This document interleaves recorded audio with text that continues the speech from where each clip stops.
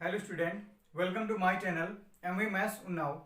आज हम लोग पढ़ने वाले हैं वृत्त चैप्टर और जानेंगे वृत्त में हमें वृत्त चैप्टर पढ़ने से एक्सरसाइज लगाने से पहले हमें कौन कौन से बेसिक पॉइंट्स जानने चाहिए और याद रखने चाहिए। तो चलिए स्टार्ट करते हैं वृत्त चैप्टर।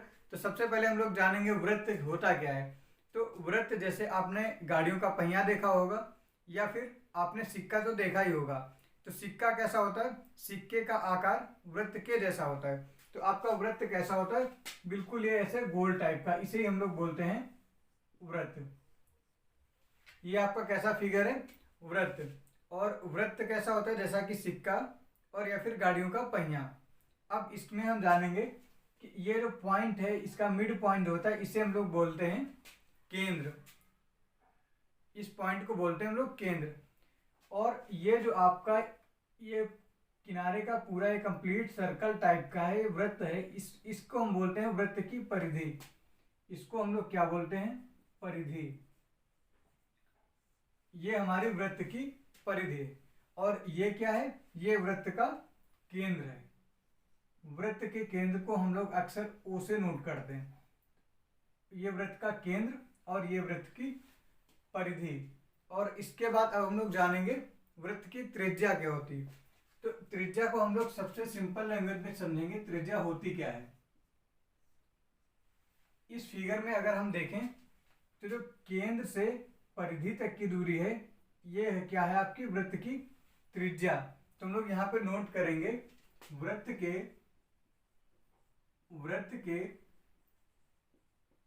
केंद्र से परिधि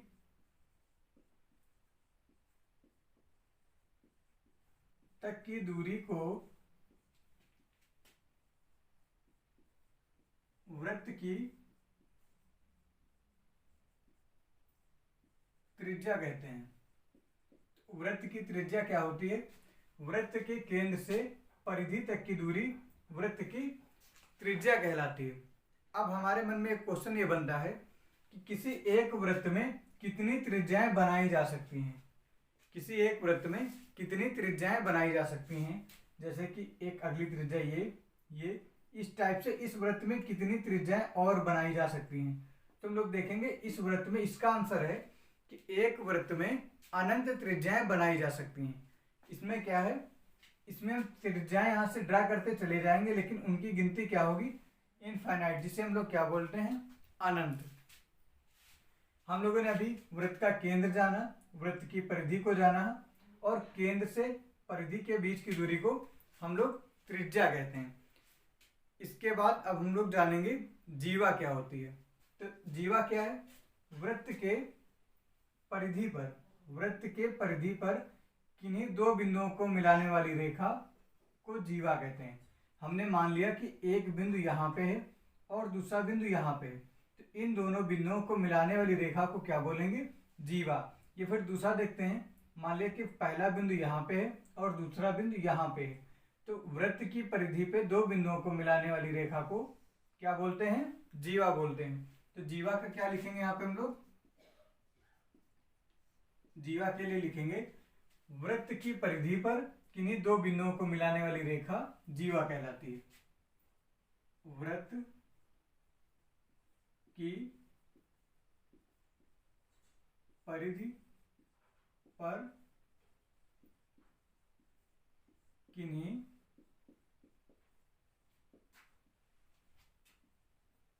दो बिंदुओं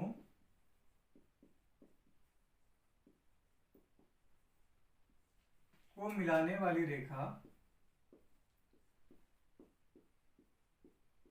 क्या कहलाती? जीवा। जीवा कहलाती है। तो जीवा क्या होती है? वृत्त के किन्हीं दो बिंदुओं को मिलाने वाली रेखा जीवा होती है। इसके बाद अगर यही रेखा आपकी, मान लेते हैं वृत्त के किन्हीं दो बिंदुओं को मिलाते हैं, तो दूसरा बिंदु यहाँ पे है और ये रेखा कहाँ से पास हो रही है? इस केंद्र से। रेखा कहाँ से पास हो रही है? वृत्त के केंद्र से। तो जो जीवा वृत्त के केंद्र से पास होती है उसे हम लोग व्यास बोलते हैं। ये बिल्कुल ध्यान रखना, अगर कोई भी जीवा वृत्त के केंद्र से पास हो रही है उसे हम लोग क्या बोलेंगे, व्यास बोलेंगे। तो हम लोग यहाँ पे व्यास नोट करेंगे। व्यास, व्यास क्या होती है,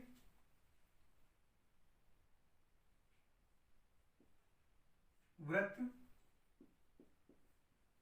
के किन्हीं दो बिंदु या फिर दो बिंदुओं को मिलाने वाली रेखा को मिलाने वाली रेखा जो केंद्र से होकर गुजरती हो, जो केंद्र से होकर गुजरती हो उसे क्या बोलते हैं, वृत्त का व्यास बोलते हैं। वृत्त का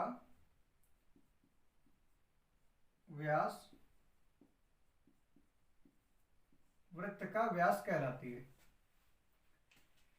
जो हमारी जीवा वृत्त के केंद्र से होकर निकलेगी उसे हम लोग क्या बोलेंगे, वृत्त का व्यास बोलेंगे। अब हम लोग इसमें देखते हैं त्रिज्या। त्रिज्या को हम लोग नोट करते हैं स्मॉल आर से, और जो जीवा होती है, जीवा को तो ऐसे ही नोट करते हैं, और ये रहा व्यास, व्यास को हम लोग नोट करते हैं डी से। और एक त्रिज्या और व्यास में संबंध होता है। जो त्रिज्या होती है आर, वो क्या होती है, d/2, मीन्स जो त्रिज्या होती है व्यास की क्या होती है, आधी। हम लोग इस फिगर में इसको समझ सकते हैं। ये क्या है, ये यहाँ से यहाँ तक वृत्त के केंद्र से वृत्त की परिधि के बीच की दूरी को त्रिज्या कहते हैं। लेकिन यहाँ पे क्या है, वृत्त की परिधि के किसी एक बिंदु को वृत्त की परिधि पर स्थित किसी दूसरे बिंदु से मिलाने पर जो कि रेखा कहाँ से, केंद्र से होकर गुजर रही है, उसे हम लोग क्या बोलेंगे, व्यास बोलेंगे। तो ये रिलेशन आपको लर्न रखना है कि त्रिज्या इज इक्वल टू व्यास बटे 2। हम लोगों ने अभी इतनी चीजें सीखी हैं, और इसके बाद अब क्या पढ़ना है वो हम देखते हैं। हम लोग देखेंगे वृत्तखंड। तो वृत्तखंड क्या होता है, आप लोग ऐसे समझें, यहाँ पे हम लोगों ने क्या बनाई थी, आपको जैसे ही यहाँ पे बोले क्या बनाई थी, तो आपको क्या करना है कि एक बार अपने माइंड में रिवाइंड करना है, फिर जहाँ हो वहीं से आपको बोलना है इस लाइन को क्या बोलते हैं, जीवा।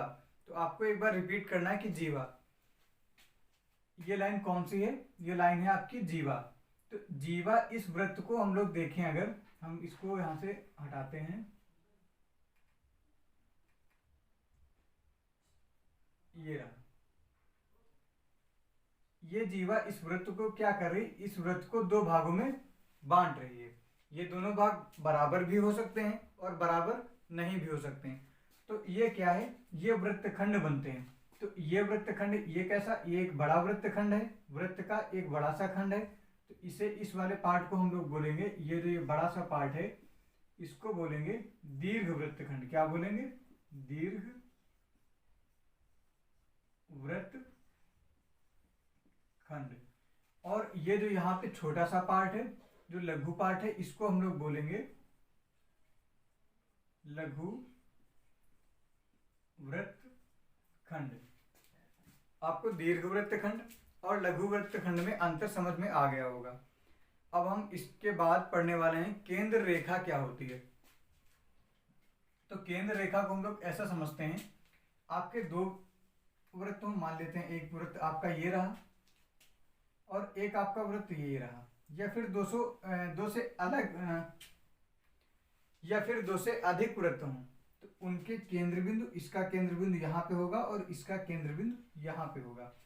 तो केंद्र रेखा क्या होती है, दो वृत्त या फिर दो से अधिक वृत्तों के ये केंद्र को मिलाने वाली रेखा।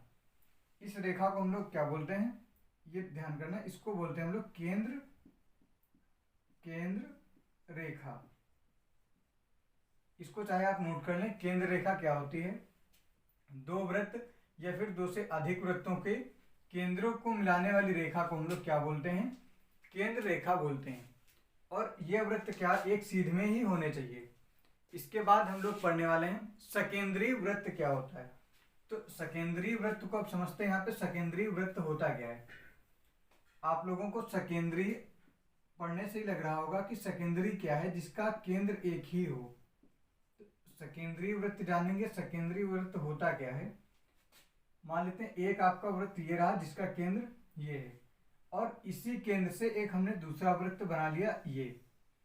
तो हम चाहे इस बड़े वृत्त का केंद्र देखें या फिर इस छोटे वृत्त का केंद्र देखें, इन दोनों वृत्तों का केंद्र क्या, ये एक ही केंद्र है। तो इसे हम लोग क्या बोलेंगे, ऐसे वृत्तों को क्या बोलते हैं हम लोग, सकेंद्रीय वृत्त बोलते हैं। आप लोगों को इतना तो समझ में आ गया होगा। अब हम लोग आगे बढ़ेंगे और जानेंगे कि उभयनिष्ठ जीवा क्या होती है। उभयनिष्ठ जीवा जानने के लिए यहाँ पे देखिए, आप मान लेते हैं आपका एक ये पहला वृत्त रहा और एक ये दूसरा वृत्त रहा। ये वृत्त एक दूसरे को क्या कर रहे हैं, कट कर रहे हैं। किस पॉइंट पे कट कर रहे हैं ये आपको बिल्कुल ध्यान में रखना है। ये यहाँ पे कट कर रहा है और ये यहाँ पे कट कर रहा है। हम क्या करेंगे, जो भी प्रतिच्छेद बिंदु हैं हम उन प्रतिच्छेद बिंदुओं को आपस में मिला देंगे। तो ये क्या हुई, उभयनिष्ठ जीवा। क्योंकि अगर हम लोग देखें तो ये जो सर्कल है, ये इस साइड का, ये इसका केंद्र यहाँ पे होगा और इसका केंद्र यहाँ पे होगा। इस सर्कल में इसकी परिधि पर स्थित दो बिंदुओं को ये रेखा मिला रही है, और यही सेम रेखा इस पहले वाले वृत्त के परिधि पर स्थित दो बिंदुओं को मिला रही है। तो ये रेखा कैसी हुई, इसे हम लोग बोलेंगे जीवा, और ये दोनों वृत्तों में कॉमन है इसलिए बोलेंगे उभयनिष्ठ जीवा। इसे हम लोग इस लाइन को क्या बोलेंगे, यहाँ पे देखते हैं, इसको बोलेंगे उभयनिष्ठ, उभयनिष्ठ जीवा। ये रही उभयनिष्ठ जीवा। ठीक है, अब हम लोग इसके बाद देखते हैं ये क्या है।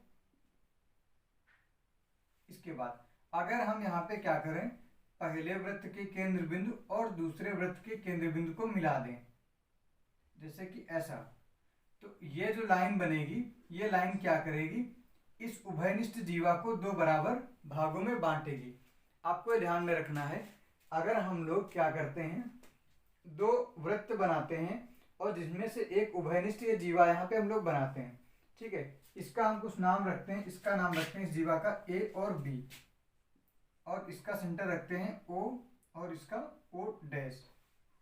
ठीक है, तो अब हम लोग ये देखेंगे यहाँ पे, जो यहाँ पे उभयनिष्ठ जीवा ए बी है, इसको क्या, कौन सी लाइन कट कर रही है, ओ ओ डैश, जो क्या है, पहले वृत्त के केंद्र बिंदु से दूसरे वृत्त के केंद्र बिंदु के बीच की रेखा है। तो ये रेखा क्या करेगी, उभयनिष्ठ जीवा ए बी को दो बराबर भागों में डिवाइड करेगी। इस रेखा का काम है ए बी को दो बराबर भागों में डिवाइड करना है। इसको हम लोग रखेंगे पॉइंट सी। तो यहाँ पे रिजल्ट क्या बनेगा आपका, A C is equal to B C. ये कब होगा आपका, जब यहाँ पे एक, ये पहले वाले वृत्त के केंद्र से और दूसरे वाले वृत्त को केंद्र को एक रेखा मिलाएगी। और इसके बाद अब हम लोग जानेंगे दो वृत्तों की उभयनिष्ठ रेखाएं क्या होती हैं। इसके केंद्र को मिलाने वाली रेखा के लंबवत होती हैं। ये बिल्कुल आपको ध्यान में रखना है कि यहाँ पे एंगल कितना बनेगा, 90 डिग्री का एंगल बनेगा। यहां से लाइन ए बी और लाइन ओ ओ डैश के बीच में एंगल कितना बनेगा, 90 डिग्री एंगल बनेगा। ये सारे पॉइंट हुए आपके। वृत्त को पढ़ने से पहले ये सारे पॉइंट आपके क्लियर होने चाहिए। तो आपको क्या करना है, ये जो जितना हमने बताया आपको अपनी कॉपी में नोट करके इसके नोट्स बिल्कुल बना लेने हैं प्रॉपर तरीके से। और इसके बाद आपको क्या करना है, इन सभी नोट्स को रिवाइज करना है डे बाय डे। और इसके बाद हम लोग क्या करेंगे, अगली वीडियो में वृत्त के जो इंपॉर्टेंट क्वेश्चन होंगे और वृत्त को आगे हमको कैसे पढ़ना है हम लोग ये जानेंगे। इससे आसान तरीका वृत्त पढ़ने का आपको कहीं नहीं मिलेगा। आपको हमारी प्लेलिस्ट को फॉलो करना है और शुरुआत से ही आपको यहाँ पे लेक्चर 1 से ही आपको देखना होगा। तो आशा करते हैं आज जो हमने वृत्त में आपको पढ़ाया है आप लोगों को समझ में आया होगा। अब आपको क्या करना है, हमारे चैनल MV मैथ्स उन्नाव को सब्सक्राइब कर लेना है और बेल आइकन को प्रेस करना है।